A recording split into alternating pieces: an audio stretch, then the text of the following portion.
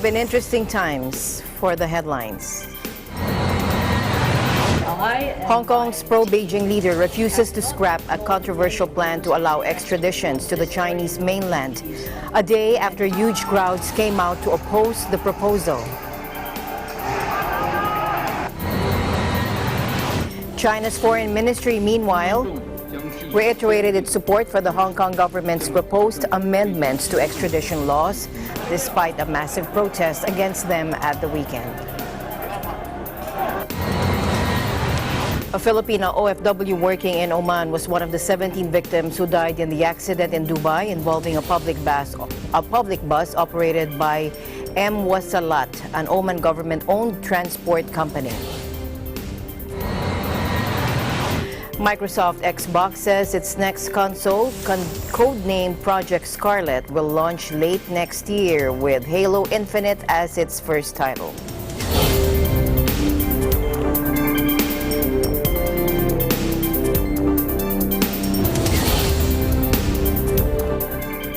I'm Alma Angeles, wherever you're watching from around the world. Thank you very much for joining us, and now to the news.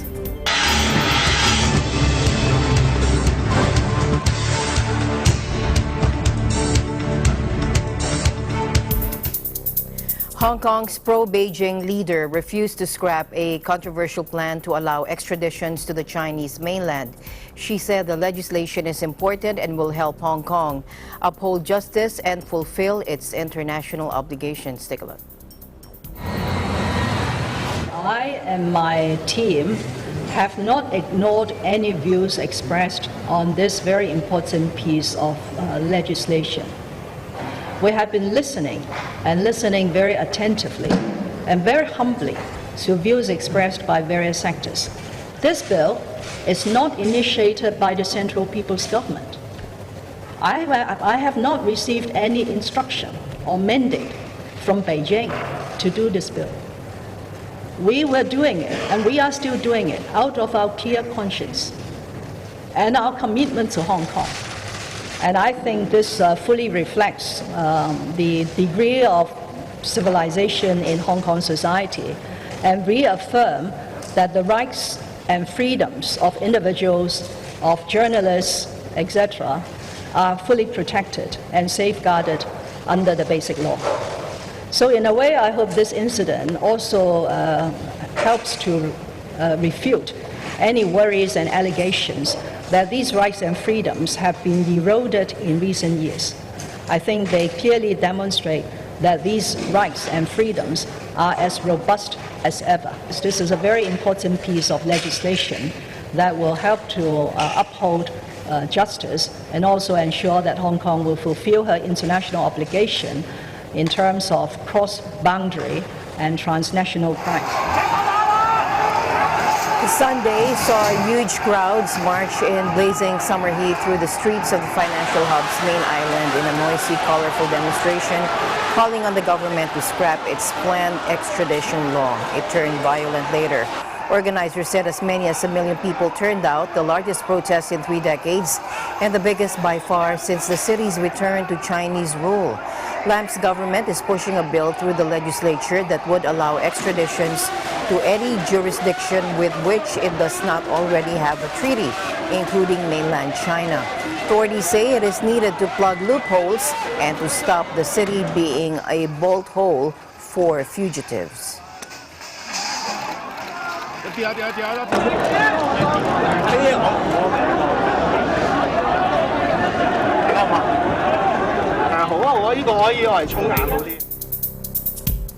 Meanwhile, China's foreign ministry on Monday reiterated its support for the Hong Kong government's proposed amendments to extradition laws, despite the massive protests against them at the weekend. Foreign Affairs Ministry spokesman Geng Shuang disputed the criticism, saying that the legitimate rights and interests of the Hong Kong residents have been fully guaranteed. He also added that Beijing opposed external forces that were interfering in Hong Kong SAR's legislative affairs. 我这里只强调2点：第一，中央政府将继续坚定支持香港特区政府推进修订2个条例的工作；第二，我们坚决反对任何外部势力干预香港特区立法事务的错误言行。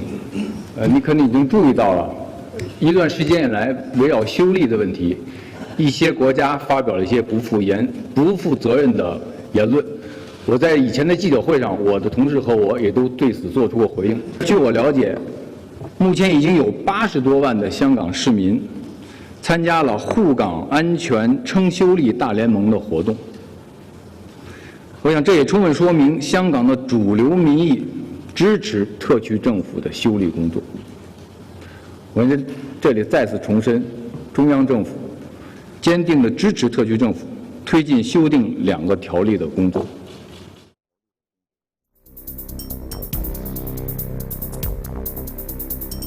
The Islamic State group has lost its caliphate in Syria and Iraq, but in the forbidding mountains of northeastern Afghanistan, the group is expanding its footprint, recruiting new fighters and plotting attacks on the U.S. and other Western countries, according to U.S. and Afghan security officials.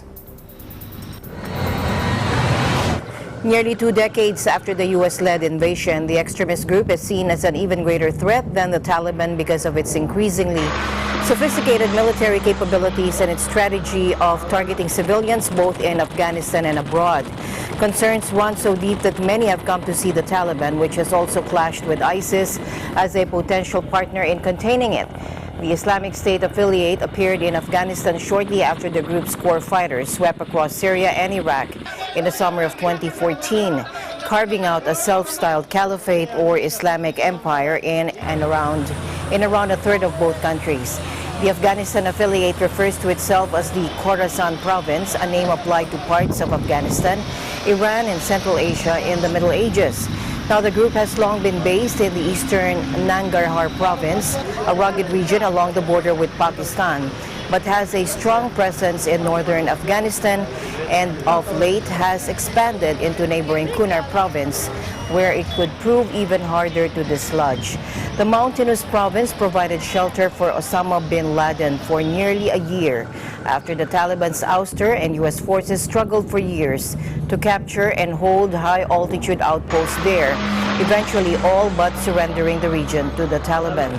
Militants launching shoulder-fired rockets from Kunar's peaks downed a U.S. Chinook helicopter in 2005, killing 16 Navy SEALs and Special Operations Forces in one of the deadliest single attacks of the war.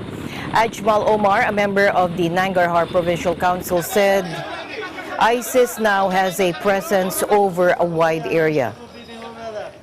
داعش ختم نه دی او داعش ځان غلی کړی دی. داعش یو بلې د هغې دپاره چې ځان یې بیخي خاموشه کړی تر څو اکمالات وکړي او نور ولسوالۍ ته حرکت وکړي. په دغه میاشت کې دوی کونړ ته هم ډېر زیات لاړل او دلته هم ډېر زیات.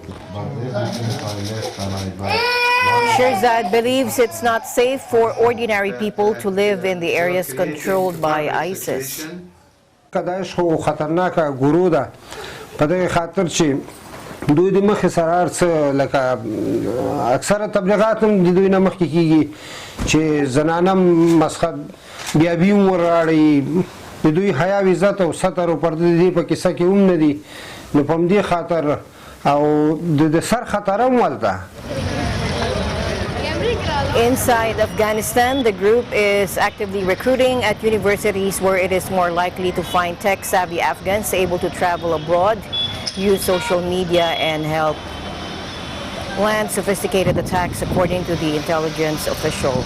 The group's brutal tactics have been on vivid display inside Afghanistan for years.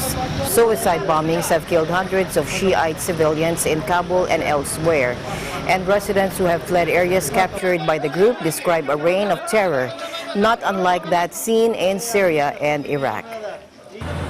داعش جز به افغانستان تبایی هیچ چیز را به بار نه آورده و نمیاره و انشاءالله در مقابل از ما نظام پلیس اردوی ملی امنیتی ملی سایر ارگان‌های امنیتی که در پالی ما قرار داره انشاءالله با روحی بسیار عالی در مقابل از جنگ دیم و انشاءالله می جنگیم.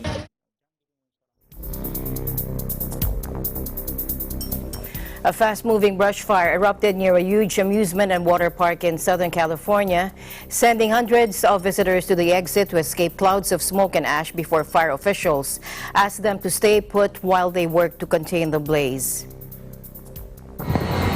Six Flags Magic Mountain and Hurricane Harbor announced the evacuation shortly after noon, citing concern for the safety of park visitors and employees. About a half hour later, the park said on its Twitter account that fire officials asked guests to shelter in place due to nearby road closures. A Los Angeles County Fire Department dispatcher told the Los Angeles Times the park voluntarily evacuated visitors. Los Angeles County fire officials said 9 people were taken to the hospital due to smoke exposure.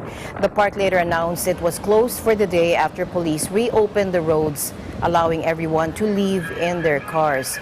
Magic Mountain is located about 40 miles north of Los Angeles. Its twisting roller coasters are a familiar sight to motorists on Interstate 5. Firefighters battled the 40-acre blaze in hot, dry, and windy conditions during the first day of a heat wave, baking the region in nearly 100-degree heat. The National Weather Service said temperatures reached 96 degrees Fahrenheit at Magic Mountain, with humidity dipping to 10% and winds gusting to 25 miles per hour. The cause of the fire is under investigation.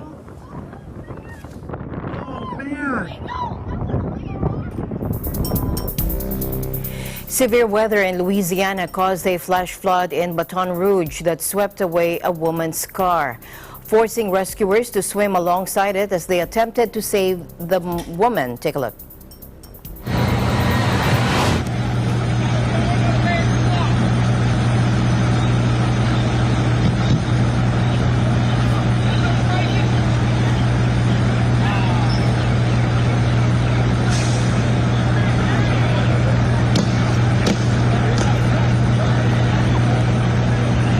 WRZ-TV reported engine driver Jerome Curvo spotted the woman's sedan being washed away near Interstate 10 on Thursday morning.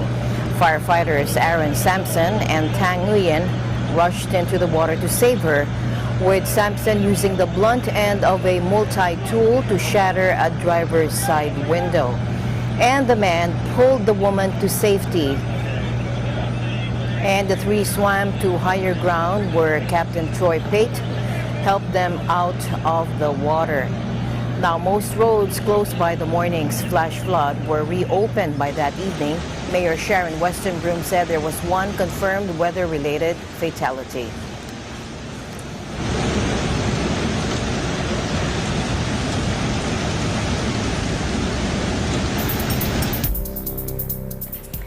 Local authorities said at least 6 people have been killed and 1 person is missing after heavy rain triggered floods in southeastern China. Take a look. More than 100 houses have been destroyed in Shaanxi province, according to officials from the Regional Emergency Management Department. The state-run Xinhua news agency reports 88,000 people have been evacuated from the area following strong winds, hail, and floods. Disaster relief supplies, including cotton quilts and bamboo mats, have been distributed by authorities to the affected residents. According to Xinhua, direct economic losses are estimated at 1.59 billion yuan, or $230 million. The Regional Meteorological Bureau activated an emergency response and forecast the heavy rain will continue until the middle of the week.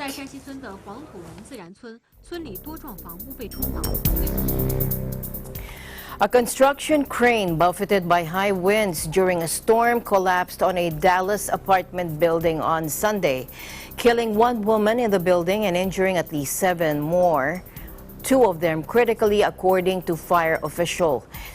Crews searching the Ilan City Lights building found the body of the woman after the crane toppled and ripped a large gash into the side of the 5-story structure. Dallas Fire Rescue spokesman Jason Evans said during a press briefing. Evans said it is too early to say whether there may be more people hurt, killed, or missing. Of those injured, 2 were listed in critical condition, 3 had suffered serious injuries, and 1 suffered minor injuries and was later discharged from a hospital. Crews were called to the site of the collapse just before 2 p.m. after the National Weather Service issued a severe thunderstorm watch for the Dallas-Fort Worth area and warned of winds of up to 70 miles per hour. Even said the reason the crane fell is unknown, but that it is suspected the winds played some role in the collapse. Just before 2 o'clock, we were dispatched to a structural collapse after a crane came down on the 5-story residence behind us, 5-story residential building behind us. Right now, what I can confirm is that we've had 7 people taken to the hospital, or 7 people who have suffered injuries. 4 of those people have gone to Parkland Hospital, and the other 3 have gone to Baylor. I'm highly grateful. I could have been dead. The man next door, I believe he sustained like very critical injuries to his neck. He could not move, he couldn't stand. 2 people had to grab him and take him out, and the shock wave just really just shocked the whole building. Everyone is just shook up.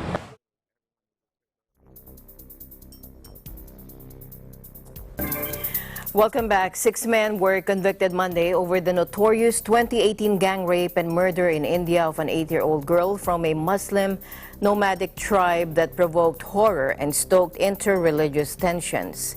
The 6 Hindu men were due to be sentenced later. Prosecution lawyer Mubin Faruqi told reporters outside a special court in Pathankot in Punjab state. They faced the death penalty with a minimum of life imprisonment. A 7th man was acquitted, while an 8th person who claims to be underage faces a separate trial. According to the charge sheet, the girl was abducted while she was out grazing horses and taken to a village in the Katua district of the northern Indian region of Jammu on January 10 last year. In an ordeal lasting 5 days, she was sedated and held in a Hindu temple, repeatedly raped and then strangled and bludgeoned to death. Investigations suggested that the girl was targeted in order to strike fear in her nomad community and drive them out of the area.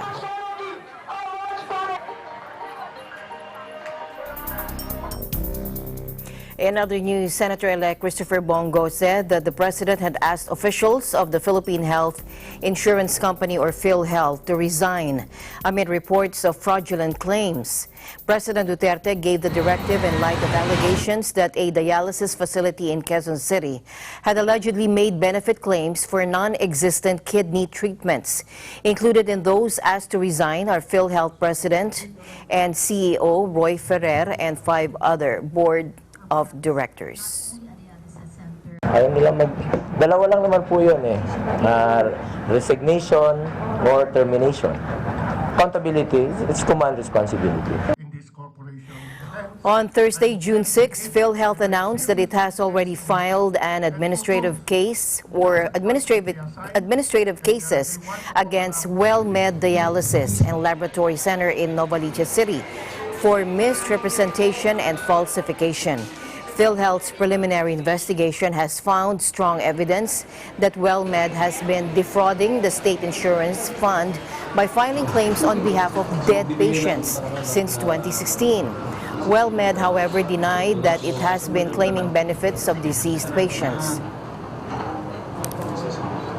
Ang sinabi ni Pangulo sa akin kagabi, dismayado po siya dahil bakit nila hinayaang nakalusot sa kanilang mga kamay yung mga ganitong fraudulent claims po. Lalong-lalo na po yung mga nakinabang na mga private hospitals po.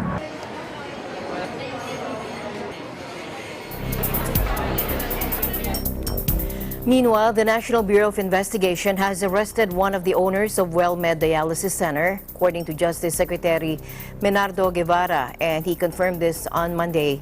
The arrest of Brian C., who the NBI said is facing an estafa charge, took place after he surfaced at the NBI headquarters with his lawyer to clear his name.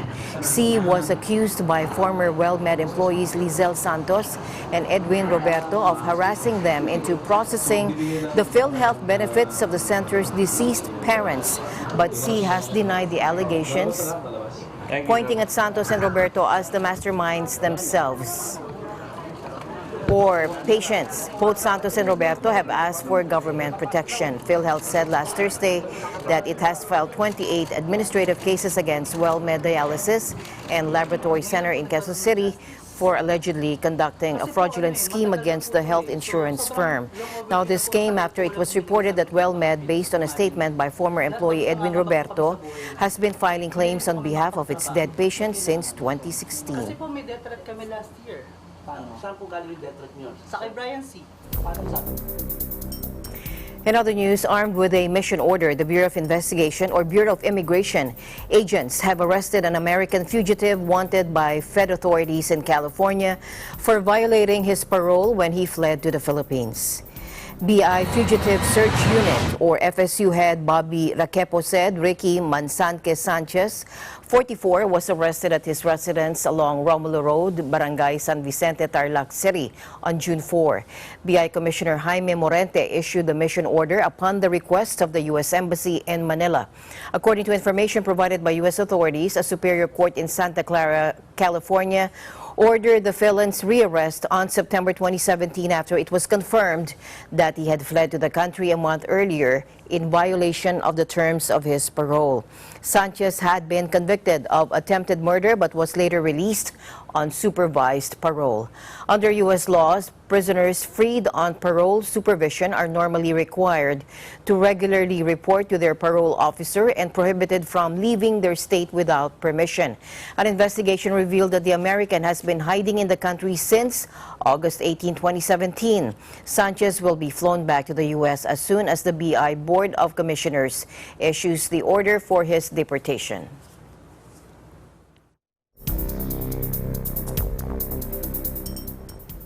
A Filipino OFW working in Oman was one of the 17 victims who died in the accident in Dubai involving a public bus operated by Muwasalat, an Oman government-owned transport company. Take a look.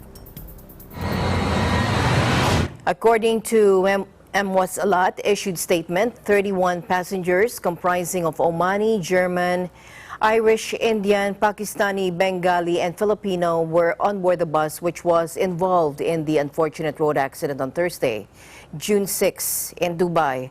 The Filipino was identified as Marie January Ventura Gallardo, 37, working as a physical therapist in Jalaan Bani Buhasan, South Sharqiya, Oman. She has 2 kids and a native of Jones, Isabela. She was on her way to Dubai during her Eid holidays to see her relatives. Marie was positively identified by her brother, who traveled to Dubai on Sunday night and took care of the documents necessary for repatriating her remains.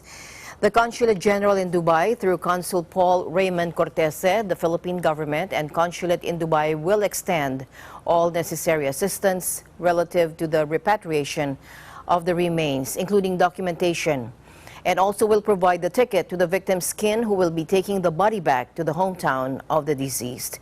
Investigations on the accident revealed that the bus driver failed to notice the height warning signs on the exit to the Rashidiya station from Sheikh Mohammed bin Zayed Road and entered the service road, resulting in the 2.2-meter height barrier ripping into the top left side of the bus. Police said that the driver was also not following the 40-km/h speed limit on the road.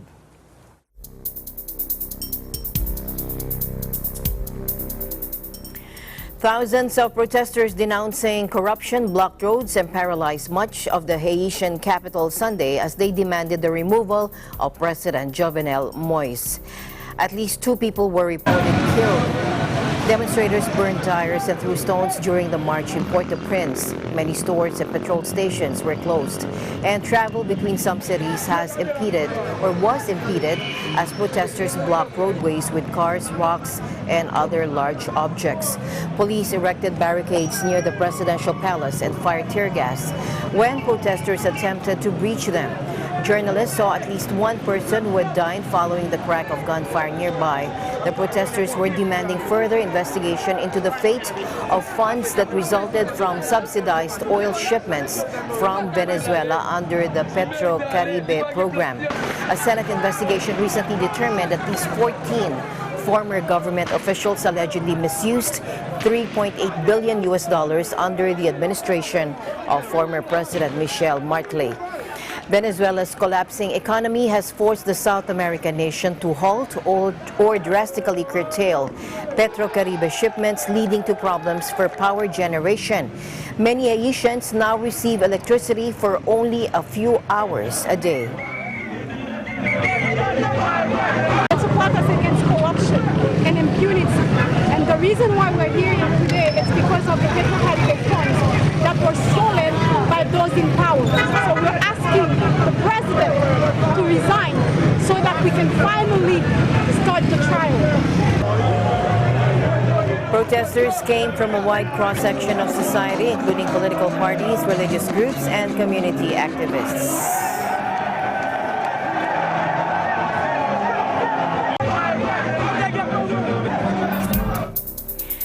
Iran said on Monday it will consider negotiating with the U.S. if it eases economic pressure on the Iranian people. جناب آقای ما زمانی فکر خواهیم کرد به چنین لفاظی هایی، چنین سخنانی که همراه با اقدامات عملی، همراه با تغییر روی کرد، همراه با تغییرات عملکردی و عملی باشه و نمونه اصلیش و مصداق بارزش میتونه کاهش رنج و آلام ملت ایران باشه، ناشی از فشارهایی که دولت آمریکا به صورت غیرقانونی و هدفمند علیه ملت ایران به کار گرفته. اگر ببینیم که اقدامات عملی و ملموس و ویژه‌ای از طرف باقی مانده‌های در برجام صورت نگیره و همزمان تروریسم اقتصادی علیه جمهوری اسلامی ایران ادامه پیدا کنه، گام دوم با قوت و قدرت برداشته خواهد شد. تشریف کنم ساختمان شماره 1. خسته نباشید. Mousavi is also said Iran is ready to further its nuclear program should the remaining parties to the nuclear deal fail to take special and concrete actions. Iran in May announced it is partially withdrawing from the nuclear deal it struck with world powers in 2015, a year after the U.S. withdrew from the deal.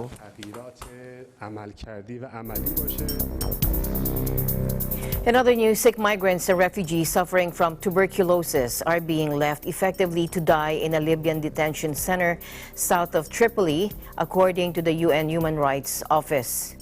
Take a look.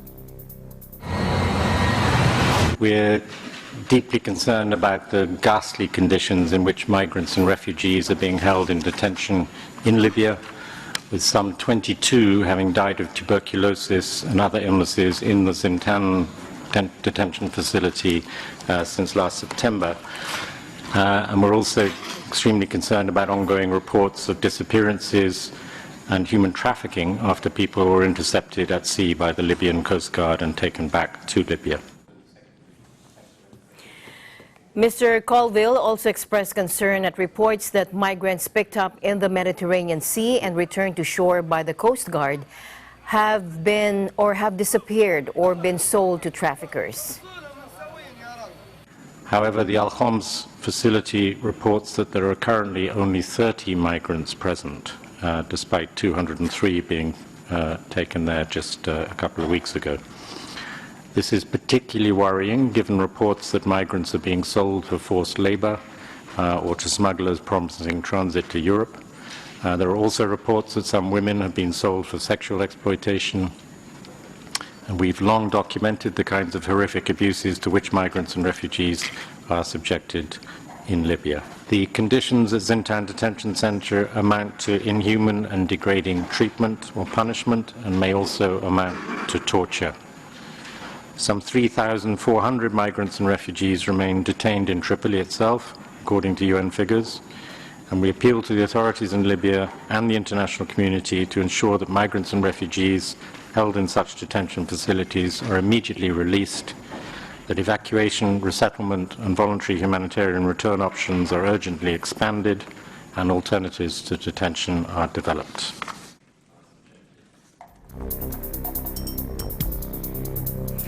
In other news, poverty statistics of Canada states that 1 in 7 Canadians still lives in poverty Supporting the goal to reduce the number of people experiencing poverty, the Church of Christ, or Iglesia ni Cristo in British Columbia, conducted an aid to humanity effort for Canadian charities and individuals.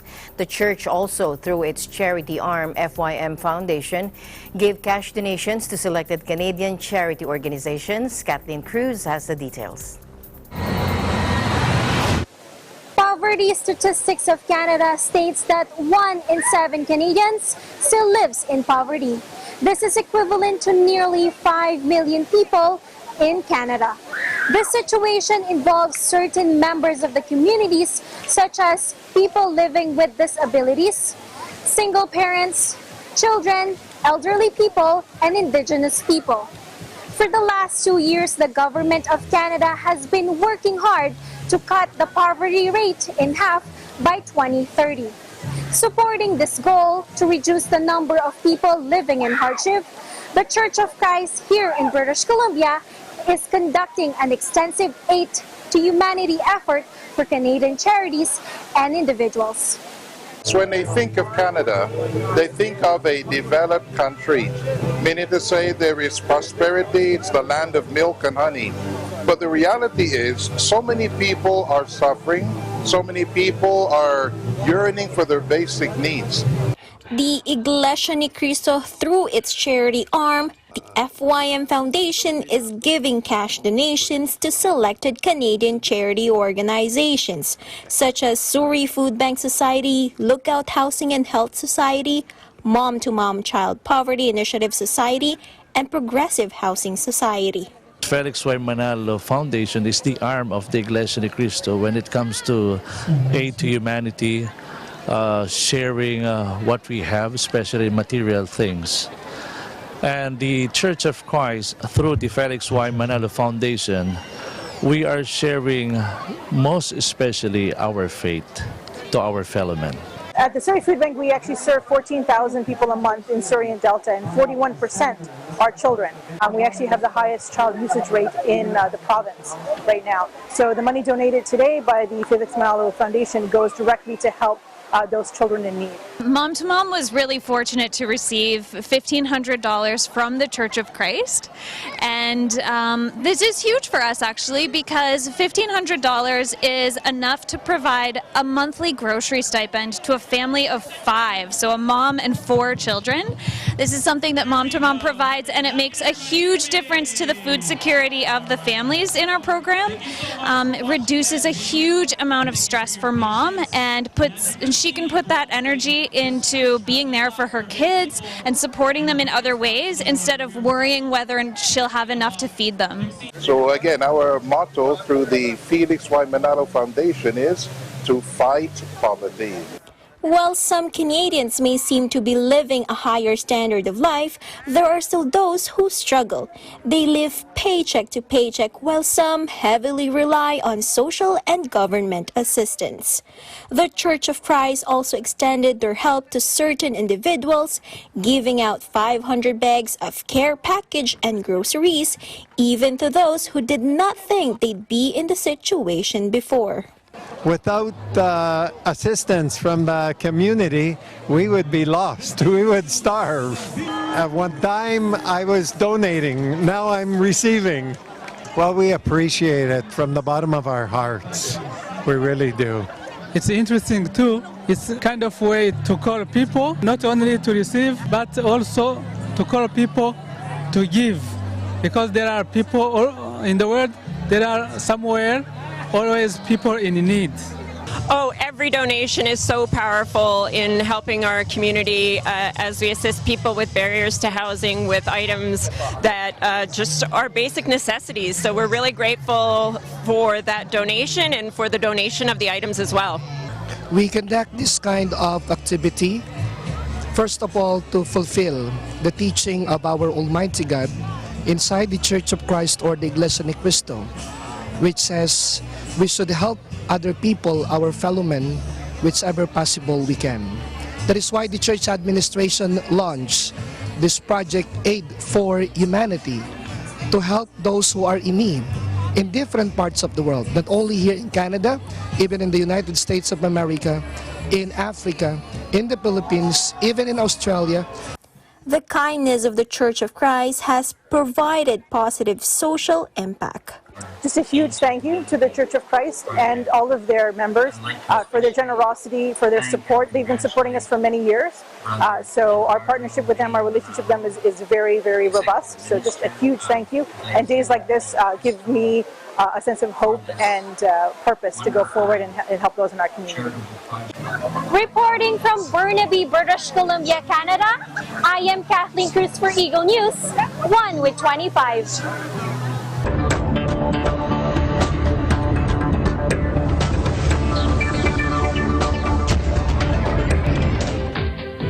Finance ministers and central bank chiefs from the Group of 20 or G20 major economies wrapped up a meeting in Japan where they pledged to use all the policies they can to protect global growth from disruptions due to trade and other tensions. The G20 finance leader said in a joint communique that risks from trade and geopolitical tensions were intensifying. They didn't refer directly to the tariffs war between the U.S. and China, though leaders participating in the meetings indicated it was the #1 concern. We will continue to address these risks and stand ready to take further action, the statement said. We reaffirm our commitment to use all policy tools to achieve strong, sustainable, balanced, and inclusive growth and safeguard against downside risks. French Finance Minister Bruno Le Maire said the current global slowdown was linked to political issues, especially trade tensions. Pas uniquement la France, c'est tous les États membres de l'Union européenne qui ont fait bloc pour dire qu'il fallait un cadre multilatéral, que ce cadre multilatéral, c'est celui de l'OMC, et que par conséquent, l'Organisation mondiale du commerce doit être réformée, modernisée, pour jouer tout son rôle dans cette question du commerce international. Je redis également que quand nous regardons les niveaux de croissance mondiale, nous voyons, et cela a été souligné par le FMI, des signes d'inquiétude ici ou là, et un ralentissement notamment en Europe, en particulier dans la zone euro.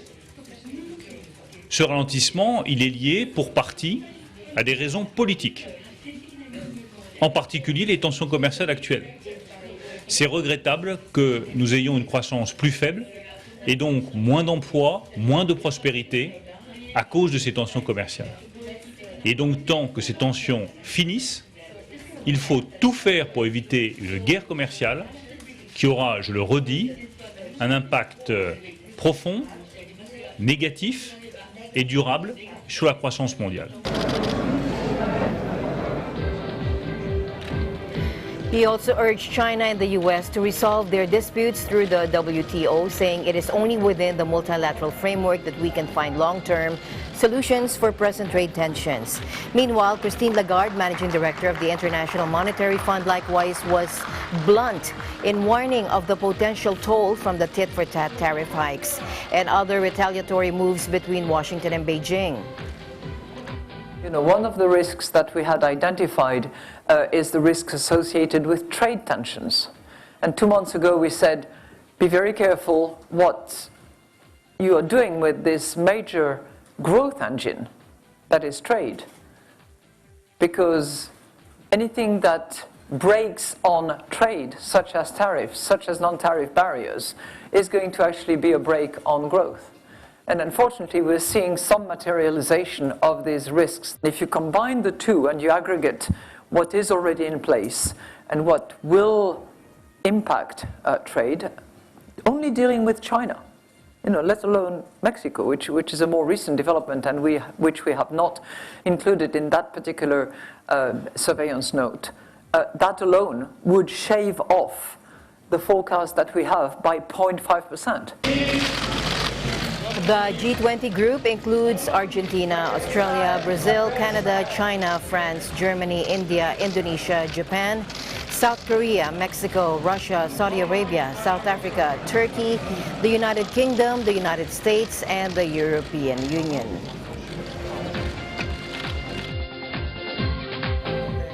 The French government's priority as a shareholder in Renault is to strengthen its alliance with Japan's Nissan, France Finance Minister Bruno Le Maire said on Sunday. Protecting jobs in Renault's factories and technology is the top concern given the government's 15% stake in the car manufacturer. He told reporters after a meeting in Japan of the G20 major economies. Take a look. Non, il n'est pas question que je rencontre le directeur général de Nissan ou le président de Nissan, ce n'est pas mon rôle. Nous sommes actionnaires de Renault, mais c'est à la gouvernance de Renault de voir la gouvernance de Nissan. Et il faut laisser à la gouvernance sa responsabilité pleine et entière. Le rôle de l'État actionnaire, lui, c'est de veiller à ce que nous respections nos priorités. Et notre priorité, c'est le renforcement de l'alliance entre Renault et Nissan qui a été bénéfique aux deux constructeurs.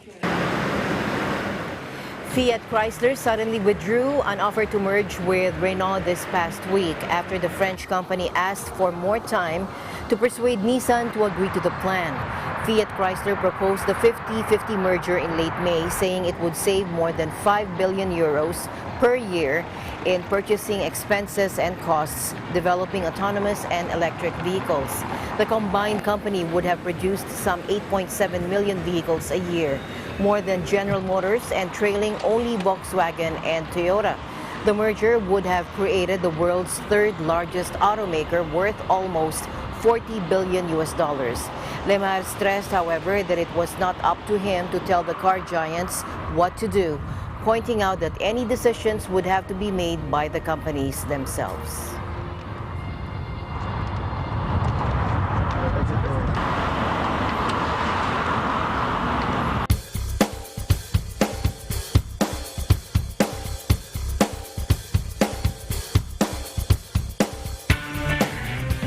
Microsoft Xbox said its next console, codenamed Project Scarlett, will launch late next year with Halo Infinite as its first title. The new console will have 8K capability and ultra-low latency input, promising a new level of immersion. Take a look.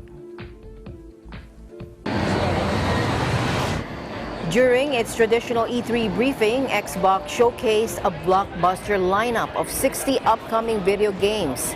But it was its hardware announcement that stole the show. The company's next console, codenamed Project Scarlett, will launch late next year.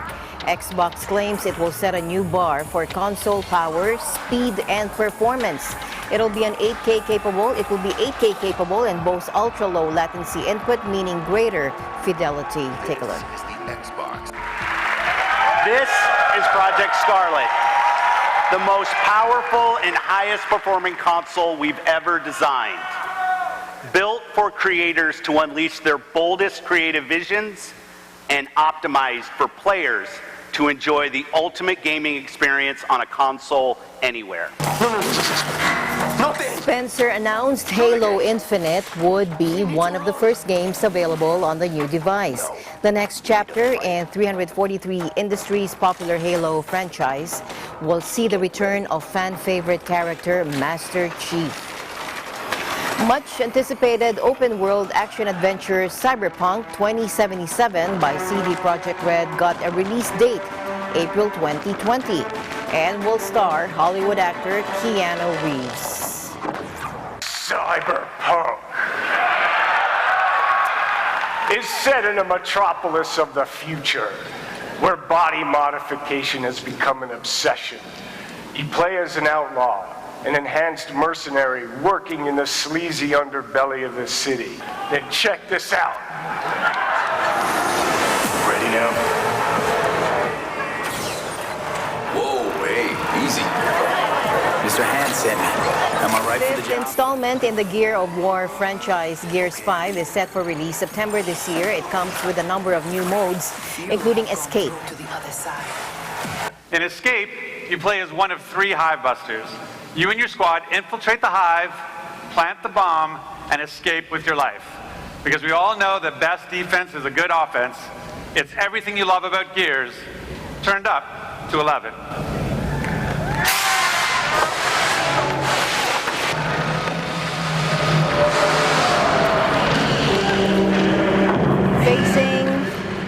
gaming competition from Google's soon-to-be launched Stadia game streaming service, Xbox also boosted its own online subscription offering, Xbox Game Pass. The company launched a new ultimate plan which combines the curated game library for console and PC.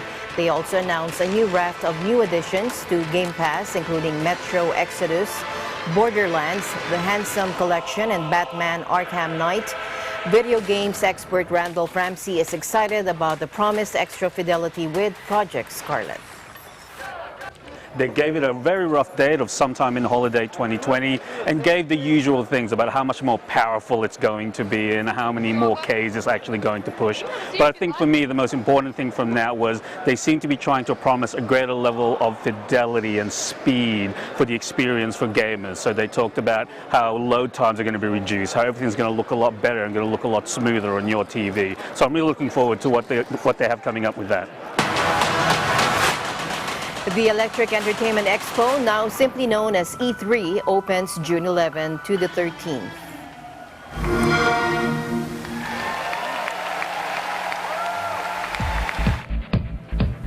And as you saw earlier, American actor Keanu Reeves took to the stage as Microsoft gave the world a first glimpse of a powerful next-generation Xbox gaming console that it aims to release late next year. Take a look. Okay, but let me tell you, the feeling of being there, of walking the streets of the future, is really going to be breathtaking. You're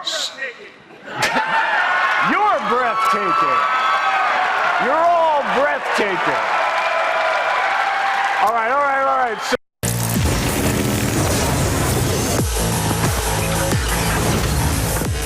Keanu Reeves.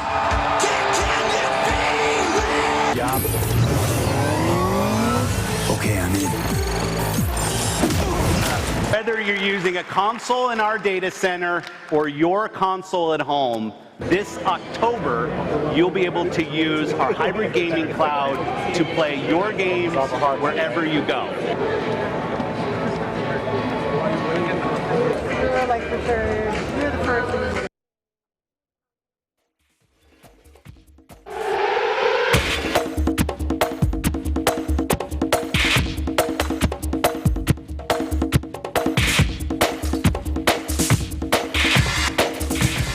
And here's Ben Bernaldez for Sports News. Take a look. In tennis, Rafael Nadal swept to an historic 12 Roland Garros title and 18th Grand Slam crown on Sunday with a 6-3, 5-7, 6-1, 6-1 victory over Austria's Dominic Thiem. The 33-year-old Spaniard becomes the first player, man or woman, to win the same slam 12 times after seeing off a brave challenge from a weary Thiem in a repeat of the 2018 final. Nadal is now just 2 behind Roger Federer's all-time record of 20 majors and 3 ahead of Novak Djokovic, who was knocked out by Thiem in the semifinals. The world number 2 also took his Paris record to an astonishing 93 wins and just 2 losses, having previously won the title in 2005 to 2008, 2010 to 2014, 2017 and 2018. Sunday's triumph confirmed the Big Three stranglehold on the Grand Slam, having shared the last 10 between Thiem. It also gave Nadal an 82nd career title and 950th match win. In boxing, former unified middleweight champion Gennady Golovkin turned back the clock on Saturday night with a sensational 4th-round knockout of Steve Rolls in their super middleweight fight at Madison Square Garden. The 37-year-old Kazakhstan fighter hit Rolls with a short left that sent the Canadian crumbling face first to the canvas with 1 minute to go in the 4th in front of a crowd of 12,357. Golovkin, who was fighting for the first time in 9 months and coming off the first loss of his career, chose to fight the heavy underdog Rolls as he jockeyed for a 3rd fight against champion Saul Canelo Alvarez. But in the back of everyone's mind was last week's shocking heavyweight upset that saw unheralded and overweight Andy Ruiz steal 3 titles by dismantling champion Anthony Joshua. Golovkin made sure there was no repeat of that, using the first 3 rounds of the 164-pound fight to figure out how to break down the undefeated Rolls. Golovkin started to see cracks in Rolls' defense in 3rd round. He stayed patient, even holding off at not throwing punches despite getting Rolls in a vulnerable position. Golovkin's the type of boxer who can put those moments away in his muscle memory bank for use later in the fight. And that's just what he did to finish off the Canadian in 4th, first landing a chopping left hand to the top of the head that hurt Rolls. The wobbly-kneed Rolls staggered backwards and then tried unsuccessfully to get Golovkin in a clinch. Golovkin worked his way out of it and then slammed a short left from a southpaw stance into the face of Rolls for the knockout. This was his first fight with new trainer Jonathan Banks, and he hopes also a new beginning for his career. And in the NBA, Golden State Warriors star forward Kevin Durant sidelined for a month by a right calf injury, practiced with the defending champions Sunday and could return for the must-win 5th game of the NBA Finals. Improving enough for workouts means Durant might play Monday against Toronto, which owns a 3-1 lead in the best-of-7 series and needs only 1 win to become the first team from outside the United States to win the NBA title. The Raptors, seeking the first title in their 24th season history, are ready if Durant, the 2017 and 2018 NBA Finals most valuable player, rejoins Golden State Warriors. To have a hope of winning a 3rd consecutive NBA crown and 4th in 5 seasons, the Warriors must win Monday to force a 6th game on Thursday in Oakland, then win that forced a winner-take-all showdown next Sunday in Toronto. Durant, out since being hurt in 2nd game against Houston, leads the Warriors with 34.2 points a game. The Warriors won their first 5 games without him but have since struggled to contain Toronto. The Golden State has examined what went wrong after dropping 2 home games to the Raptors. And these are the stories for EN Sports. I'm Ben Bernaldez, and I'm 1 with 25. Thank you, Ben, and that's it for tonight's broadcast. For everyone here on Eagle News International, I'm Alma Angeles, always 1 with 25.